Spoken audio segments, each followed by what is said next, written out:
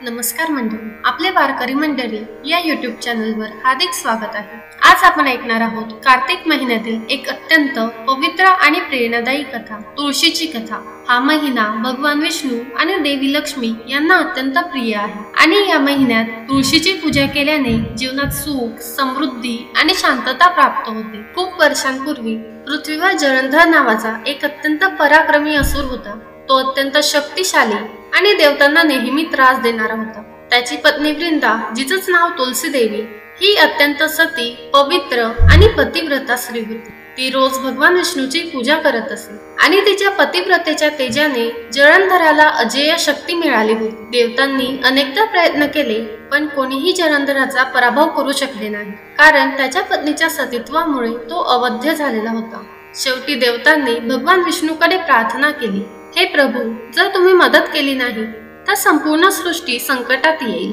भगवान विष्णूंनी विचार केला आणि म्हणाले, धर्म आणि अधर्म यांच्यातील तोल राखण्यासाठी काही वेळा कठोर निर्णय घ्यावे लागतात। मग त्यांनी जलंधराचं रूप धारण केले आणि वृंदेच्या समोर प्रकट झाली। वृंदा आपल्या पतीच्या रूपात भगवान विष्णूंना पाहून आनंदली आणि त्यांच्या समोर पूजन करण्यासाठी पुढे आली।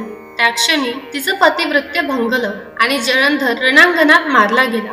वृंदेला जेव्हा सत्य कळलं तेव्हा ती अत्यंत व्यथित झाली। ती रडत म्हणाली, हे विष्णू, तुम्ही देव आहात, पण आज तुम्ही माझं सर्व काही घेतले, माझं सतीत्व भंग केलं, माझं जीवन उद्ध्वस्त केलं।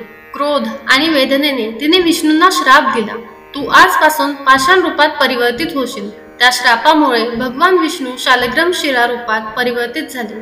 वृंदा दुःखाने आपल्या पतीच्या चितेवर बसली आणि अग्नीत लीन झाली। ती ज्या ठिकाणी अग्नीत विलीन झाली तिथे एक सुंदर तुळशीचं झाड उगवले। ते झाड तिच्या पवित्र आत्म्याचे प्रतीक ठरले। भगवान विष्णूंनी आकाशातून प्रगट होऊन म्हटले, वृंदा, तू माझ्यासाठी सर्वस्व अर्पण केलंस, तू आता देवी तुळशी म्हणून पूजली जाशील। माझ्या शालिग्राम रूपाची पूजा तुझ्याशिवाय पूर्ण होणार नाही। त्या दिवसापासून तुळशी देवीला विष्णूची पत्नी मानले जाऊ लागले। तुळशी विवाहाचा सण याच आठवणीने दरवर्षी कार्तिक महिन्यात साजरा केला जातो।